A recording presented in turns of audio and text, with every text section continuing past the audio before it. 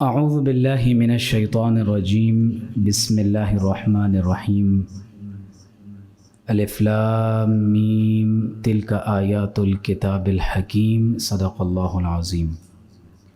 سورہ لقمان چیپٹر 31 ہے اور 21واں سپارہ ہے، مکی صورت ہے اور اس میں 4 رکوع ہیں اور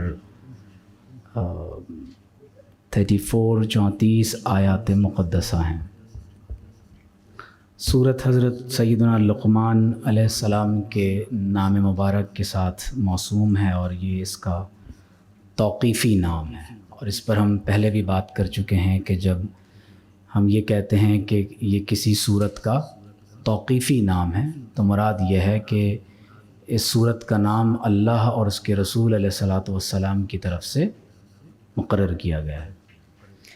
سورت کا آغاز حروف مقطعات سے ہو رہا ہے، اور حروف مقطعات کے بارے میں یہ بات طے ہے کہ اسرار بین اللہ و رسولہ صلی اللہ علیہ وسلم، کہ یہ اللہ اور اس کے رسول علیہ الصلاۃ والسلام کے درمیان اسرار ہیں۔ اور قرآن مجید میں جہاں اللہ رب کریم نے راسخین فی العلم کا ذکر فرمایا تو بعض اہل علم کی رائے یہ ہے کہ حروف مقطعات کا علم اللہ تبارک و تعالیٰ کے رسول صلی اللہ علیہ وسلم نے وَيُعَلِّمُهُمُ الْكِتَابَ، جب صحابہ کو کتاب کا علم سکھایا تو حروف مقطعات کا علم بھی سکھا دیا۔ اس لیے ابن عباس رضی اللہ تعالیٰ عنہ اور بعض دیگر صحابہ سے حروف مقطعات کے معانی اور معارف منقول ہیں۔ اسی لیے بعض اہل تفسیر کہتے ہیں کہ الف لام میم کا معنی یہ ہے کہ اللہ نے جبریل امین کے ذریعے محمد صلی اللہ علیہ وسلم پر قرآن نازل فرمایا، تو فرمایا تلک آیات الکتاب الحکیم، یہ آیات کتاب حکیم کی ہیں۔ اب آپ غور کیجئے کہ ہم اس پر پہلے بھی بات کر چکے ہیں کہ ہر سورت کا ایک ابتدائیہ ہے جس کو فواتح السور کا علم کہتے ہیں، جن ورسز سے قرآن کی کسی صورت کا آغاز ہوتا ہے، جو opening verses of any chapter of the Quran. اسی طرح قرآن کی صورتوں کا ایک خواتم ہے، یعنی جو اینڈنگ پورشن کسی بھی صورت کا ہو سکتا ہے، تو یہ پورا ایک علم ہے قرآن کا جسے فواتح السور اور خواتم السور کہا جاتا ہے، کہ صورتوں کی ابتدا کن آیات سے ہو رہی ہے اور صورتوں کا اختتام کن آیات پر ہو رہا ہے۔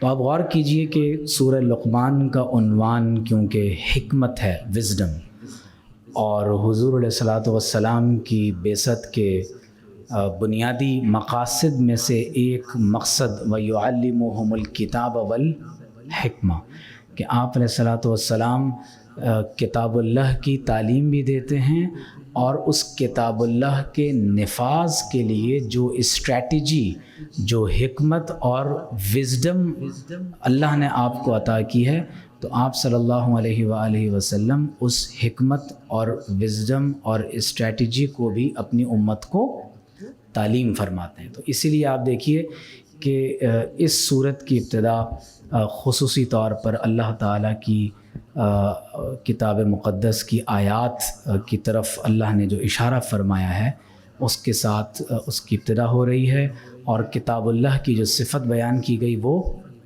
حکیم، حکمت والی کتاب۔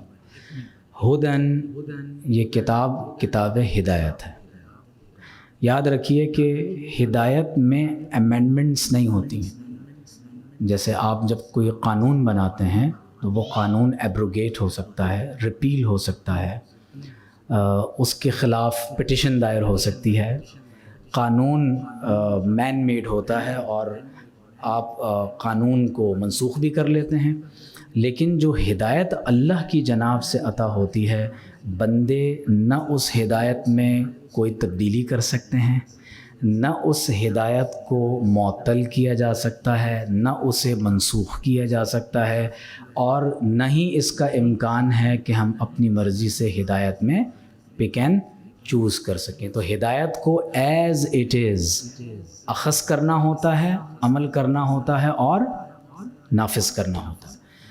تو فرمایا ورحمہ، اور یہ رحمت ہے. کس کے لیے ہے؟ للمحسنین، ان کے لیے جو احسان کرنے والے ہیں. حدیث میں ایک احسان کی خاص تعریف کی گئی ہے کہ ان تعبد اللہ کأنک تراہ، کہ تم اللہ کی عبادت ایسے کرو گویا کہ تم اللہ کو دیکھ رہے ہو. فَإِن لَمْ تَكُنْ تَرَاهُ فَإِنَّهُ يَرَاكَ، اور اگر تم اللہ کو نہیں دیکھ رہے تو وہ تمہیں دیکھ رہا ہے. تو فرمایا کہ سراپا ہدایت ہے، رحمت ہے احسان کرنے والوں کے لیے. اب احسان کرنے والوں کی ایک صفت، کچھ صفات اللہ نے اس مقام پر بھی بیان کی. آپ دیکھیے پورے قرآن کا، میں متعدد بار پہلے بھی کہہ چکا ہوں کہ یہی موضوع ہے. اہدنا الصراط المستقیم صراط الذین انعمت علیہم غیر المغضوب علیہم ولا الضالین آمین. تین ہی کیٹیگریز ہیں جن کی صفات پر پورا قرآن پھیلا ہوا ہے. وہ کون لوگ ہیں جو انعام یافتگان ہیں؟ وہ کون ہیں جن پر اللہ کا غضب ہوا؟ وہ کون ہیں جو راہ ہدایت سے بھٹکے ہوئے ہیں؟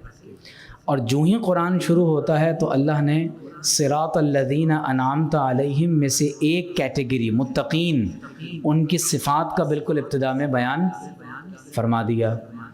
سورہ بقرہ کی ابتدا میں ہے نا کہ الف لام میم ذالک الکتاب لا ریب فیہ ھدی للمتقین، اس میں متقین کے لیے ہدایت ہے. الذین یؤمنون بالغیب ویقیمون الصلاۃ ومما رزقناہم ینفقون. اب اس کے بعد یہ پوری متقین کی صفات بیان ہو رہی ہیں. تو یہاں فرمایا کہ یہ احسان کرنے والوں کے لیے ہدایت ہے اور رحمت ہے. اب احسان کرنے والے کون ہیں؟ تو فرمایا الذین یقیمون الصلاۃ، جو نماز قائم کرتے ہیں، ویؤتون الزکاۃ، زکوٰۃ ادا کرتے ہیں، وہم بالآخرۃ ہم یوقنون، اور یہی وہ لوگ ہیں جو آخرت پر یقین رکھتے ہیں. تو وبالآخرۃ ہم یوقنون، ہمارے نزدیک اس آیت کا بالاتفاق معنی یہ ہے کہ آخرت سے مراد عقیدہ آخرت ہے، لائف آفٹر ڈیتھ، کہ ایک دنیا کی زندگی ہے، اس کے بعد برزخ ہے، اور مرنے کے بعد ہمیں دوبارہ زندہ کیا جائے گا. لیکن قادیانی آخرت کا ترجمہ یہاں نعوذ باللہ یہ کر دیتے ہیں، وہ وحی یا وہ نبوت جو آپ صلی اللہ علیہ وسلم کے بعد آخر میں آئے گی. تو وہ کہتے ہیں کہ نعوذ باللہ آئندہ آنے والی موعود باتوں پر ایمان رکھتے ہیں. تو ظاہر ہے کہ یہ کفر ہے، اور یہ ایک ایسی بات ہے کہ جس کی وجہ سے انسان دائرہ اسلام سے خارج ہو جائے گا. تو آخرت پر ایمان رکھتے ہیں، وہی معنی ہے جو ہمارے ہاں فنڈامنٹل آرٹیکلز آف فیتھ میں آخرت کا معنی موجود ہے. اب جن لوگوں میں یہ صفات پائی جائیں گی کہ وہ قرآن سے ہدایت حاصل کر رہے ہیں، اللہ کی رحمت کو پا رہے ہیں، نماز قائم کرتے ہیں، زکوٰۃ ادا کرتے ہیں، آخرت پر یقین رکھتے ہیں، اولئک علی ھدی من ربہم، یہی وہ لوگ ہیں جو اپنے رب کی طرف سے ہدایت پر ہیں، واولئک ھم المفلحون، اور یہی وہ لوگ ہیں جو دنیا اور آخرت میں فلاح پانے والے ہیں. ومن الناس، لوگوں میں سے ایسے بھی ہیں. آپ نوٹ کر رہے ہیں کہ سورہ بقرہ میں بھی اسی طرح کا ابتدا میں مضمون بیان ہوا ہے. تو سورہ بقرہ میں بھی یہی ہے کہ وَمِنَ النَّاسِ مَن يَقُولُ آمَنَّا بِاللَّهِ وَبِالْيَوْمِ الْآخِرِ وَمَا هُمْ بِمُؤْمِنِينَ. بالکل اسی طرح کا مضمون ابتدا میں بیان ہوا، اور پھر کیا ہے کہ وہ لوگوں میں سے کچھ ایسے بھی ہیں. تو قرآن کا ایک عنوان یہ ہے کہ اللہ رب العزت نے لوگوں کی قسمیں بیان کی. تو فرمایا وَمِنَ النَّاسِ، لوگوں میں سے کچھ ایسے بھی ہیں، مَن یشتری لہو الحدیث. اشترا عربی میں کسے کہتے ہیں؟ چیزوں کو خریدنا. تو لوگوں میں سے ایسے بھی ہیں جو پرچیز کر رہے ہیں، خرید رہے ہیں. کیا خرید رہے ہیں؟ لہو الحدیث. حدیث عربی میں کہتے ہیں بات چیت، گفتگو، کنورسیشن، ٹاک، اس سب پر لفظ حدیث کا اطلاق ہوتا ہے۔ تو لہو الحدیث، لہو عربی میں ہر اس کلام اور عمل کو کہتے ہیں جو انسان کو اللہ کے ذکر سے غفلت میں ڈال دے، لہو۔ اسی لیے سینما کو کہتے ہیں ملہا، وہ مقام جہاں انسان غفلت میں پڑ جاتا ہے۔ الہاکم التکاثر حتی زرتم المقابر، اللہ نے فرمایا کہ تمہیں ایک دوسرے پر کثرت کے فخر نے، کہ میرے پاس دولت زیادہ ہو جائے، میرے پاس گاڑیاں زیادہ ہو جائیں، تو ایک دوسرے سے آگے بڑھنے کا مقابلہ دنیا داری میں، تو فرمایا اس ایک دوسرے سے آگے نکلنے میں کثرت کے فخر اور مقابلے نے الہاکم، تمہیں غفلت میں ڈال دی۔ تو لوگوں میں سے ایسے بھی ہیں جو غافل کر دینے والی باتوں کو کیا کرتے ہیں، یہ صرف باتیں نہیں ہیں، کام بھی ہو سکتے ہیں، ٹھیک ہے۔ لہو الحدیث، لوگوں میں سے ایسے بھی ہیں جو لغو، لایانی باتیں اور کام پرچیز کرتے ہیں۔ دنیا میں بہت سے لوگ ایسے ہیں، آپ ڈیجیٹل ورلڈ میں دیکھ لیں، ایسی نہ جانے کتنی بڑی مثالیں سامنے ہیں، فلمیں خریدی جاتی ہیں، سانگز پرچیز کیے جاتے ہیں، کوئی بیہودہ سافٹ ویئر ہو سکتا ہے، بہت سی چیزیں لوگ خرید رہے ہیں۔ یہاں پر اہل تفسیر کہتے ہیں کہ ابن مسعود اور ابن عباس رضی اللہ تعالی عنہما سے مروی ہے کہ الغنا، لہو الحدیث سے کیا مراد ہے؟ الغنا، سانگز، گانے مراد ہیں۔ لوگوں میں سے ایسے بھی ہیں جو گانے خریدتے ہیں۔ اگر اس کا میں تفصیلی ترجمہ کر لوں کہ کئی لوگ ایسے بھی ہیں جو تجارت کرتے ہیں کس کی؟ لہو الحدیث، گانوں کی۔ اسی لیے حضور علیہ الصلوۃ والسلام نے فرمایا لا تبیعوا القینات ولا تشتروہن ولا تعلموہن، فرمایا یہ گانے والی جو لڑکیاں ہوتی تھیں کسی زمانے میں، لوگ انہیں خرید کر لاتے تھے، پیسے دے کر لاتے تھے کہ چلو گانا سناؤ، تو فرمایا نہ انہیں خریدو اور نہ انہیں گانا سکھاؤ۔ فرمایا ولا خیر فی تجارت فیہن وثمنہن حرام، تو فرمایا کہ ان کی تجارت بھی حرام ہے اور ان کی خرید و فروخت کی قیمت بھی حرام ہے۔ اب یہاں پر ابن مسعود رضی اللہ تعالی عنہ سے جب اس آیت کے بارے میں پوچھا گیا کہ یہ لہو الحدیث کیا ہے، تو آپ نے فرمایا الغنا واللہ الذی لا الہ الا ہو، 3 مرتبہ اللہ کی قسم کھا کر فرمایا کہ یہاں ومن الناس من یشتری لہو الحدیث، اس سے مراد گانوں کی خرید و فروخت ہے۔ اب یہ ایک بہت تفصیلی عنوان ہے۔ بعض اہل علم کہتے ہیں کہ نضر بن حارث، جس نے بعض لوگوں کی کتابیں خریدیں نعوذ باللہ من ذالک، ان کتابوں میں جو باتیں لکھی ہوئی تھیں اس نے مکہ میں ایک مقام پر بیٹھ کر ان کتابوں کو بیان کرنا شروع کیا، جس میں فارس کے بادشاہوں کے واقعات اور قصے، کہانیاں لکھے ہوئے تھے، اور اس کے بعد نعوذ باللہ اس نے کہا کہ حدیثی ھذا احسن من حدیث محمد صلی اللہ علیہ وآلہ وسلم، نعوذ باللہ من ذالک۔ اس نے کہا کہ یہ باتیں جو آپ صلی اللہ علیہ وسلم فرما رہے ہیں، قرآن بیان کر رہے ہیں، نعوذ باللہ، اس نے کہا یہ میری کہانیاں اور قصے اس سے زیادہ بہتر ہیں، نعوذ باللہ من ذالک۔ تو اللہ رب کریم نے اس کی مذمت میں یہ آیت مبارکہ نازل فرمائی، اور اسی لیے حضور علیہ الصلوۃ والسلام نے فرمایا کہ صوتانی، ترمذی کی حدیث ہے کہ صوتانی ملعونانی فاجرانی انہا عنہما، فرمایا 2 آوازیں ایسی ہیں جو فاسق فاجر لوگوں کی ہیں اور اس کا تعلق بہت برائی کے ساتھ ہے، فاسق فاجر لوگوں کی آواز ہے۔ تو فرمایا ایک وہ آواز جو خوشی کے وقت ڈھول دھماکے اور مزمار کی سنائی دیتی ہے، بانسری، ساز کے آلات، خوشی کے وقت۔ اور فرمایا دوسری وہ آواز جو مصیبت کے وقت بلند کی جاتی ہے، اب اگر میں اس کو اختصار کے ساتھ بیان کر دوں، کیونکہ یہ ایک ڈیٹیلڈ سبجیکٹ ہے کہ اسلام میں موسیقی اور گانے کی کیا شرعی حیثیت ہے، تو بنیادی نقطہ یہ سمجھ لیجئے کہ اس میں اہل علم کا اختلاف ہے۔ بعض اہل علم کہتے ہیں کہ ساز اپنی ذات میں حرام ہے، لیکن بعض اہل علم کی رائے یہ ہے کہ یہ حرام لی غیری ہی ہے، یعنی اپنی ذات میں تو حرام نہیں ہے، البتہ اگر کہ غلط مقصد کے لیے استعمال کیا جائے گا تو حرام ہوگا۔ اس لیے آپ دیکھیے کہ جو مشائخ چشت ہیں تو ان کے ہاں باقاعدہ جو سماع ہے وہ مزامیر کے ساتھ ہوتا ہے، اور وہ فرق کرتے ہیں کہ ایک مزامیر الشیطان ہے کہ حدیث میں جس کی مذمت کی گئی وہ شیطان کے ساز اور گانے بجانے کے آلات ہیں۔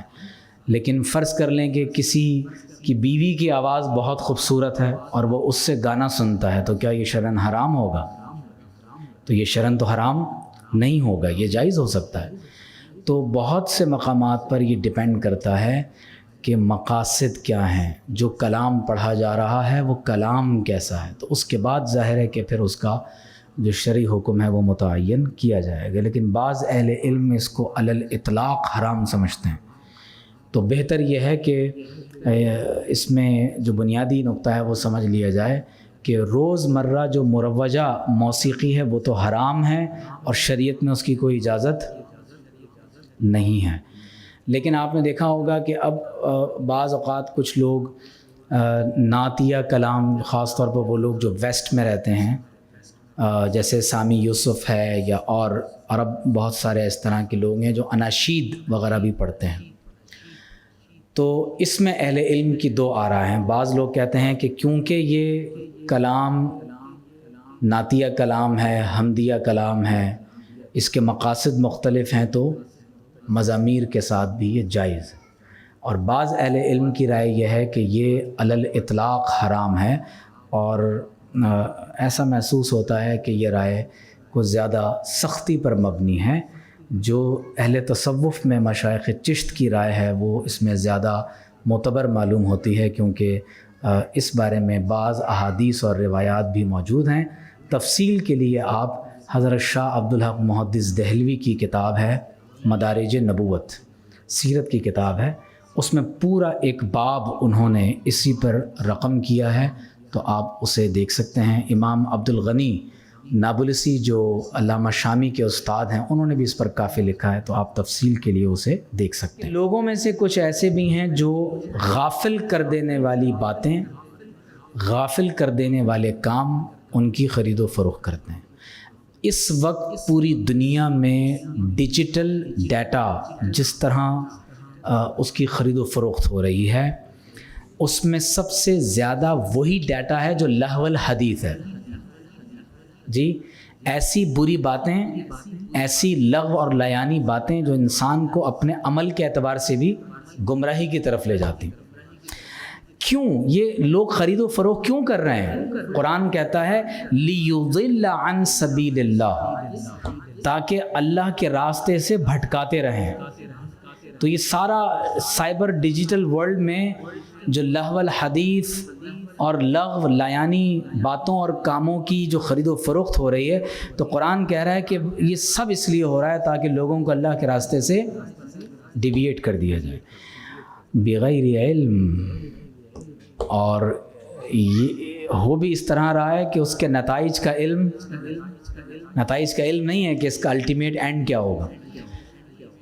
صرف ایک اشارہ کر کے میں آگے بڑھ رہا ہوں کہ وہ لوگ جو موسیقی سنتے ہیں نا بہت زیادہ، تو اس کے بہت گہرے اثرات انسان کے ذہن پر ہوتے ہیں۔ اس لیے بعض روایات میں ہے کہ اگر کوئی یہ جو مروجہ موسیقی اور گانے ہمارے ہاں سنے جاتے ہیں، الغناء ينبت النفاق، دل میں عبادت کی حلاوت ختم ہو جائے گی، اس سے یہ سب سے بڑا نقصان ہے۔ تو فرمایا وَيَتَّخِذَهَا هُزُوًا، اور نعوذ باللہ وہ اللہ کی آیات کا مذاق اڑاتے ہیں۔ یہ بہت امپورٹنٹ بات ہے کہ ایک تو یہ کہ وہ چاہتے ہیں کہ اس کے ذریعے اللہ کے راستے سے دور کر دیں، اور بتدریج آپ دیکھیں گے کہ اس لہو الحدیث کے ذریعے اللہ کی آیات کا نعوذ باللہ مذاق اڑایا جا رہا ہوگا۔ اولئک لہم عذاب مہین، اللہ فرماتا ہے کہ یہی وہ لوگ ہیں جن کے لیے ایسا عذاب ہے جو ان کو توہین میں مبتلا کر دے گا، ان کی اہانت کی جائے گی، رسوا کن عذاب ہوگا۔ وَإِذَا تُتْلَى عَلَيْهِ آيَاتُنَا، اور جب اسے ہماری آیات پڑھ کر سنائی جاتی ہیں تو کیا کرتا ہے؟ وَلَّا، منہ پھیر لیتا ہے، وَلَّا أَعْرَضَ، اپنا منہ پھیر لیتا ہے، اور کیفیت کیا ہوتی ہے؟ مستکبراً، تکبر کرتے ہوئے اپنا چہرہ نعوذ باللہ اللہ کی آیات سے پھیر لیتا ہے۔ اور کس طرح پھیر لیتا ہے؟ کأن لم یسمعها، گویا کہ اللہ کی آیات کو نعوذ باللہ سنا ہی نہیں گیا۔ کأن فی اذنیہ وقرا، گویا کہ اس کے دونوں کانوں میں وزن ہے۔ وقر عربی میں کہتے ہیں وزن کو۔ تو جب کسی کے کان بھاری ہو جاتے ہیں تو کیا مطلب ہوتا ہے کہ وہ سن نہیں سکتا، کم سنائی دیتا ہے۔ تو کأن فی اذنیہ وقرا، گویا کہ اس کے کان بہرے ہیں، اس طرح سے نعوذ باللہ وہ ریئیکٹ کرتا ہے۔ فبشرہ بعذاب علیم، اللہ تبارک و تعالیٰ فرماتا ہے کہ اسے دردناک عذاب کی بشارت سنا دی جائے۔ ان الذین آمنوا، بے شک جو لوگ ایمان لے آئے، وعملوا الصالحات، اور نیک اعمال کیے۔ عمل صالح دو وجوہ سے بنتا ہے۔ نمبر ایک، نیک اور صحیح نیت۔ نمبر دو، حضور علیہ الصلوۃ والسلام کی سنت۔ اگر حضور کے اسوہ حسنہ کے مطابق عمل ہوگا اور نیک نیتی کے ساتھ ہوگا تو وہ عمل صالح ہوگا۔ لہم جنات النعیم، ان لوگوں کے لیے خوشیوں والے، نعمتوں والے باغات ہوں گے۔ خالدین فیہا، وہ اس میں ہمیشہ ہمیشہ رہیں گے۔ وعد اللہ حقا، یہ اللہ کا سچا وعدہ ہے۔ وہو العزیز الحکیم، اور اللہ رب کریم غالب ہے اور حکمت والا ہے۔ اب یہ جو پہلا رکوع ہے نا، اس میں اللہ تبارک و تعالیٰ پورے، آپ دیکھیے کہ اس قرآن کا ایک انٹروڈکشن اور اس کے بعد اپنے خالق ہونے کی دلیل۔ خلق السماوات بغیر عمد ترونہا، فرمایا اللہ نے آسمانوں کو بغیر ستونوں کے پیدا کیا۔ ترونہا، جسے تم دیکھتے ہو، تو آسمان کو ہم دیکھ رہے ہیں بغیر ستون کے۔ اللہ نے اسے ہمارے لیے ایک ستون کے بغیر ایک آسمان کو چھت ہمارے لیے بنا دیے۔ وَأَلْقَى فِي الْأَرْضِ رَوَاسِيَ، اور اس نے زمین میں اونچے اونچے پہاڑ کھڑے کر دیے۔ القاء ویسے عربی میں کہتے ہیں کسی چیز کو ڈالنا۔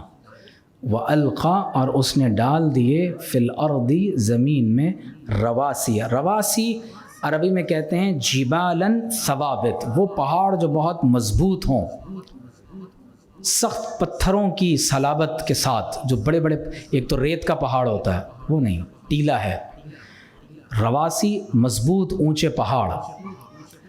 ان تمید بکم، تاکہ زمین تمہارے ساتھ مائل نہ ہوتی رہے، ڈولتی نہ رہے۔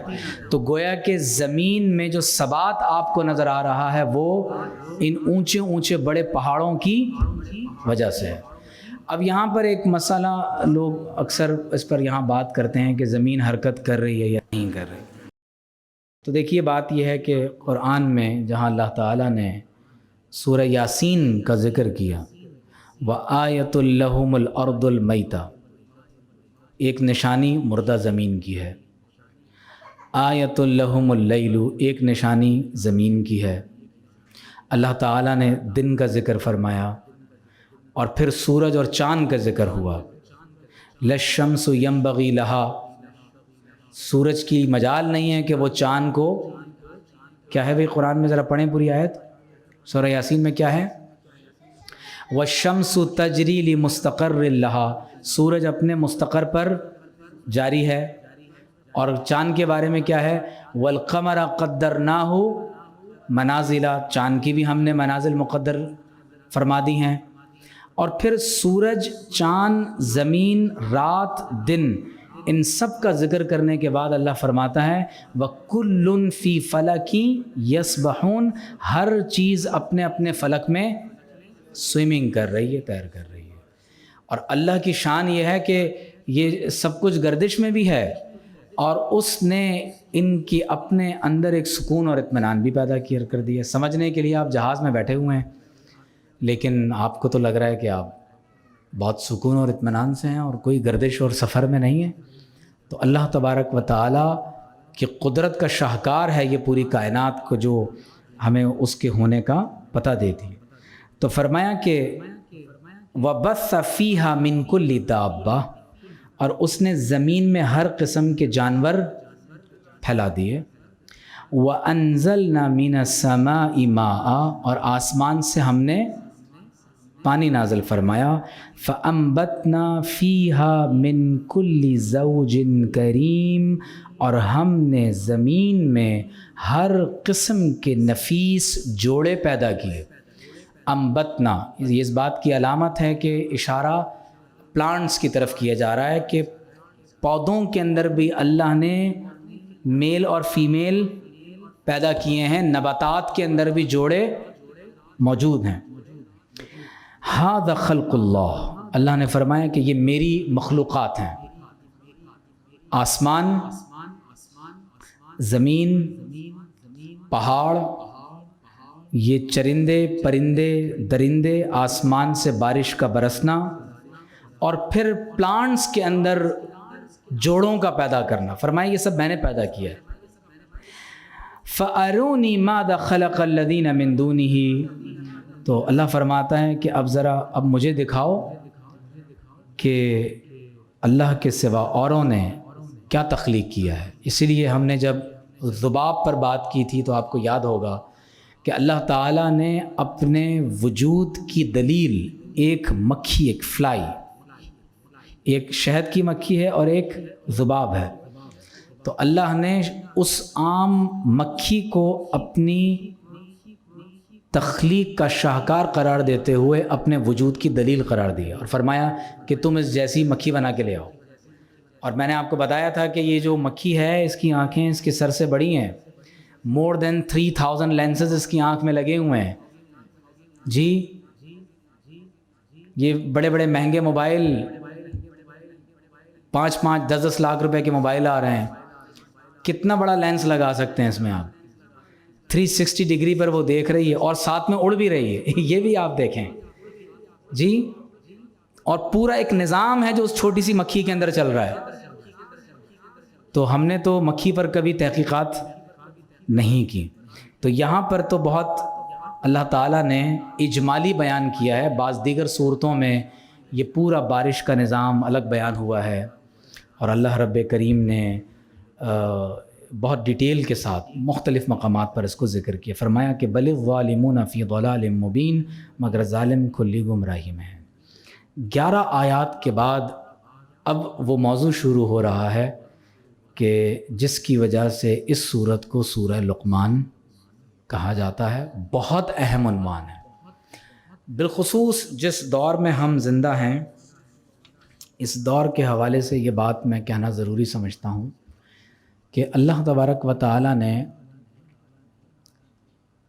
دیکھیں بہت ساری آرگنائزیشنز مختلف کام کر رہی ہیں. کچھ لوگ ایسے ہیں جو سیاسی نظام میں اسلام کے غلبے کی کوشش کر رہے ہیں.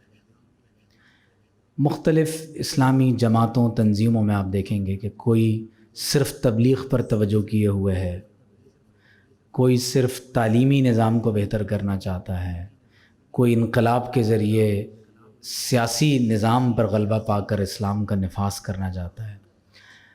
نتیجہ یہ ہوا کہ اسلامی معاشرت کو ہم نے کھو دیا. ایک مسلم خاندان کیسے وجود میں آتا ہے، اسلامی معاشرت، اسلامی نظام حیات قرآن اور سنت کی بنیادوں پر کس طرح قائم ہوگی. دیکھیں اسلامی ریاست تو اس وقت شاید ہی اپنے حقیقی معنی میں دنیا میں کہیں قائم ہے، لیکن مسلم معاشرت ضرور قائم ہو سکتی ہے، اور مسلم اور اسلامی معاشرت غیر مسلم ریاست میں بھی قائم ہو سکتی ہے۔ آپ بات سمجھ رہے ہیں؟ فرض کریں کہ آپ امریکہ میں ہیں، برطانیہ میں ہیں، دنیا کے کسی غیر مسلم ملک میں آپ موجود ہیں، تو وہاں آپ کے لیے سب سے بڑا چیلنج اس وقت پوری مسلم دنیا کے لیے سب سے بڑا چیلنج اسلامی معاشرت، نظام زندگی کی حفاظت ہے۔ آپ لمحے بھر کے لیے غور کیجئے کہ ہمارے اپنے گھروں کا حال کیا ہے۔ تو کیا ہمارے جو گھر ہیں کیا وہ دین کے مطابق مطلب ہے کہ وہاں سارے کام ہو رہے ہیں؟ شادی بیاہ سے لے کر کسی کا مر جانا، تجہیز و تکفین اور تدفین، اور ہماری خرید و فروخت، ہمارے امور زندگی وہ دین کے مطابق تو نہیں ہو رہے۔ لقمان علیہ السلام کی شخصیت وہ عظیم المرتبت شخصیت ہے کہ جنہیں اللہ تعالیٰ نے وزڈم عطا فرمائی، اور اس ابتدائی تعارف کے ساتھ ہم آج کی گفتگو کو ختم کریں گے کہ لقمان علیہ السلام لقمان بن باعورہ بن ناحور بن طارح، جو ابراہیم علیہ السلام کے چچا ہیں، یہ ان کے خاندان سے ہیں، اور داؤد علیہ السلام کے معاصرین میں سے ہیں۔ اور بعض اہل علم نے کہا کہ کان ابن اخت ایوب، ایوب علیہ السلام کی بہن کے بیٹے ہیں، داؤد علیہ السلام کے معاصر ہیں، اور اللہ تعالیٰ نے ان کو 1000 برس کی عمر عطا فرمائی۔ اور داؤد علیہ السلام سے پہلے بنی اسرائیل کے قاضی کی حیثیت سے آپ فیصلے فرمایا کرتے تھے، اور اللہ رب کریم نے آپ کو ولایت عطا فرمائی، لیکن یہ مرتبہ نبوت پر فائز نہیں تھے۔ اس لیے حضور علیہ الصلوۃ والسلام نے فرمایا کہ لم یکن لقمان نبیا ولکن کان عبدا کثیر التفکر، لیکن یہ ایسے بندے تھے جن کو اللہ نے بہت زیادہ غور و فکر اور تفکر کی قوت عطا فرمائی تھی۔ اور بعض اہل علم نے فرمایا کہ کان خیاطن، انہوں نے پیشہ جو اختیار کیا وہ کپڑے سینے کا تھا۔ اور سعید بن مسیب رضی اللہ تعالی عنہ کے سامنے ایک سیاہ فام شخص آیا، تو وہ اپنے چہرے کی رنگت کی وجہ سے بہت پریشان رہتا تھا، بڑی یعنی ایک ڈپریشن کی کیفیت میں آ گیا۔ تو آپ نے فرمایا لا تحزن من انک اسود، فرمایا اس بارے میں غمزدہ مت ہو کہ تمہارے چہرے کا رنگ سیاہ ہے۔ فرمایا کہ فَإِنَّهُ كَانَ مِنْ خَيْرِ النَّاسِ ثَلَاثَةٌ مِنَ السُّودَانِ، فرمایا کہ 3 لوگ ماضی میں ایسے گزرے ہیں جو لوگوں میں سب سے بہترین لوگ تھے، لیکن ان کے چہرے کا رنگ اور جسم مبارک کا رنگ سیاہ تھا۔ اور پھر فرمایا حضرت بلال، حضرت مہجع مولا عمر، اور حضرت لقمان علیہ السلام۔ حضرت بلال رضی اللہ تعالیٰ عنہ، حضرت عمر کے آزاد کردہ غلام حضرت مہجع، اور حضرت سیدنا لقمان علیہ السلام، بظاہر تو رنگ جلد کا سیاہ تھا، لیکن اللہ تعالیٰ نے دل کو حکمت سے منور فرمایا تھا۔ پھر آپ غور کیجئے کہ ان کے بیٹے کا نام ساران ہے۔ لوگوں کو نئے نئے نام رکھنے کا شوق ہوتا ہے، تو لقمان علیہ السلام کے بیٹے کا نام ساران۔ اللہ فرماتا ہے وَلَقَدْ آتَيْنَا لُقْمَانَ الْحِكْمَةَ، اور بے شک ہم نے لقمان علیہ السلام کو وزڈم عطا فرمائی تھی۔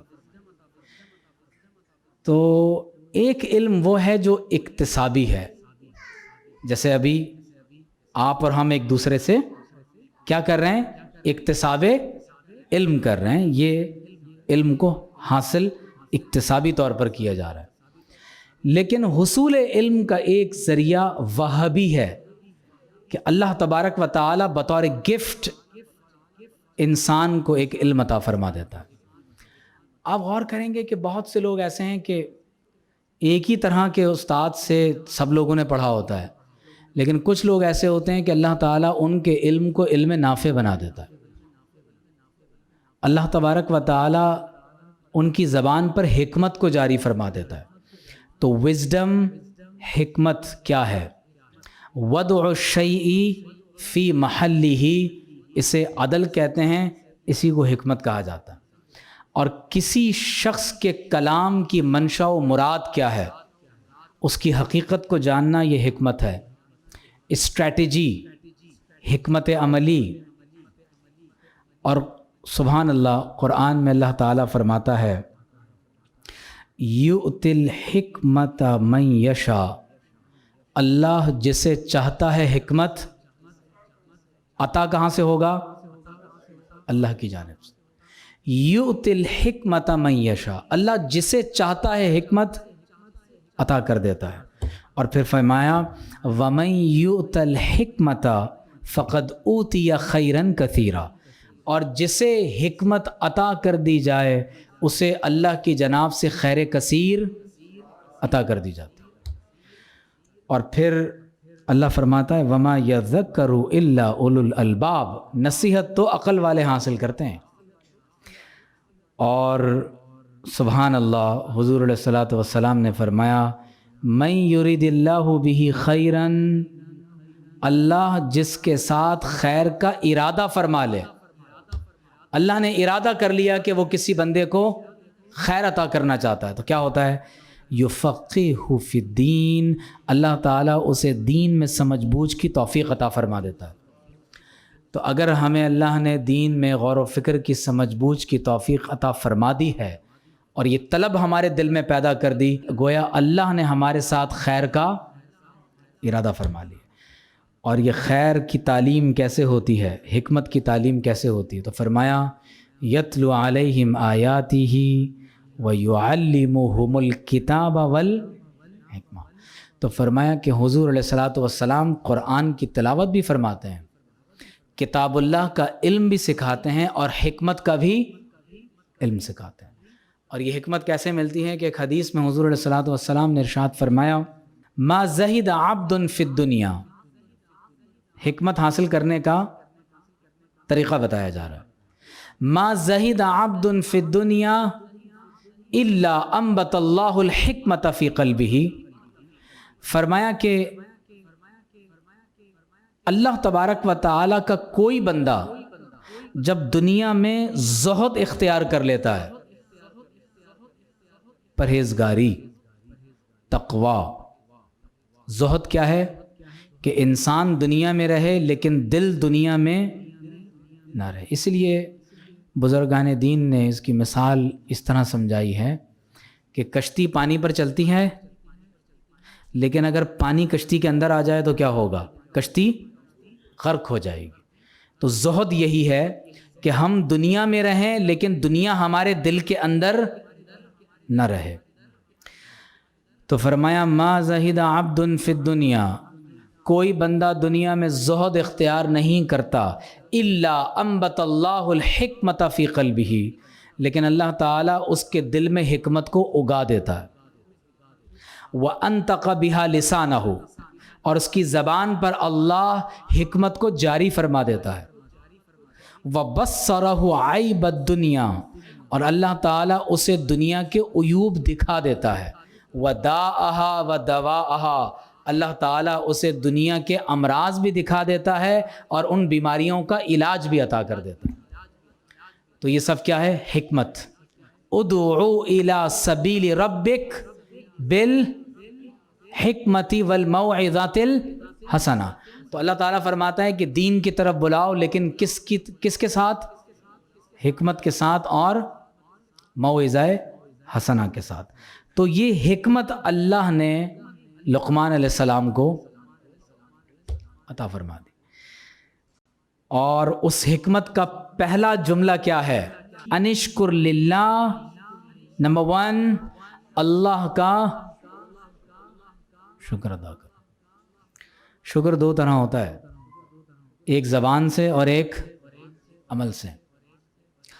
زبان سے یہ ہے الحمدللہ، یا اللہ تیرا شکر ہے۔ ہم عموماً نعمتوں کا شکر ادا نہیں کر رہے ہوتے، جی ایسا ہے کہ نہیں ہے؟ کبھی یہ ہوا ہے کہ ہم نے 2 نفل پڑھ کر اللہ سے شکر ادا کیا ہو؟ چھوٹی سی مثال ہے، اگر ہمارے اندر دین کا علم حاصل کرنے کی طلب پیدا ہو گئی، یہ اللہ کی بہت بڑی نعمت ہے، تو آج 2 نفل شکرانے کے پڑھ لیجئے گا۔ اور اللہ فرماتا ہے لَإِن شَكَرْتُمْ لَأَزِيدَنَّكُمْ، اگر تم میری نعمتوں پر شکر ادا کرو گے تو میں ضرور، اللہ کا وعدہ ہے، میں ضرور ضرور اس میں اضافہ کر دوں گا۔ اور فرمایا وَإِن تَعُدُّوا نِعْمَةَ اللَّهِ لَا تُحْصُوهَا، اگر تم اللہ کی نعمتوں کو شمار کرتے رہو گے تو اس کا احصاء شمار نہیں کر سکتے، ممکن ہی نہیں ہے۔ تو نمبر 1 حکمت میں سب سے پہلی بات یہ ہے کہ انشکر للہ، اللہ کا قول سے بھی، اور قولی عمل شکر تو یہ ہے کہ زبان سے اللہ کی حمد و ثنا اور زبان سے شکریہ کے کلمات۔ فرمایا اشکرو نعمت اللہ، اللہ کی نعمتوں کا شکر ادا کرو، اشکرو نعمتی، میری نعمت کا شکر ادا کرو۔ اور عملاً شکر یہ ہے کہ اللہ کی نعمت کو استعمال کریں اور اللہ کی نعمتوں کو درست استعمال کریں، ٹھیک ہے؟ اگر اللہ کی نعمت کو استعمال نہ کیا جائے تو جہالت ہے، انہو کان ظلوما جہولا، اللہ کی نعمتوں کو استعمال نہ کریں تو جہالت ہے، غلط استعمال کریں تو ظلم ہے، صحیح استعمال کریں تو شکر ہے۔ بات سمجھ آ رہی ہے آپ کو؟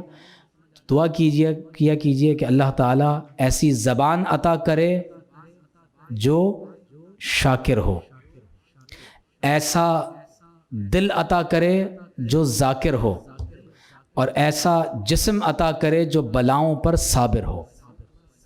بات سمجھ آ رہی ہے آپ کو؟ تو نمبر 1 حکمت میں پہلی بات کیا ہے؟ انشکر للہ، اللہ کا شکر ادا کرو۔ اور ایک جگہ اللہ نے کیا فرمایا کہ میرا شکر ادا کرو اور اپنے والدین کا شکر ادا کرو۔ تو اللہ کا شکر ادا کرنے کے بعد والدین کا شکر، تو والدین کا شکر کیا ہے؟ صحابہ کرام فرماتے ہیں کہ والدین کا شکر یہ ہے ہر نماز کے بعد ان کے لیے دعا کیا کرو، رب ارحمہما کما ربیانی صغیرہ۔ تو ہر نماز کے بعد والدین کے لیے دعا کریں، یہ ان کا شکر ادا کرنا ہے۔ اور اللہ فرماتا ہے فاذکرونی اذکرکم واشکروا لی ولا تکفرون۔ ومن یشکر، اور جو شکر ادا کرتا ہے فانما یشکر لنفسہ، اللہ فرماتا ہے وہ شکر اپنے بھلے کے لیے ادا کر رہا ہے، مجھے کچھ عطا نہیں ہوگا۔ وہ فرماتا ہے شکر ادا کرو گے میں نعمتوں میں اضافہ کر دوں گا۔ ومن کفر، اور جس نے نہ شکری کی، فإن اللہ غنی حمید، تو بے شک اللہ غنی بھی ہے اور حمید بھی ہے۔ اب لقمان علیہ السلام اپنے بیٹے کو نصیحت فرما رہے ہیں۔ اگلی نشست میں ہم یہاں سے بات شروع کریں گے، بہت امپورٹنٹ درس ہوگا۔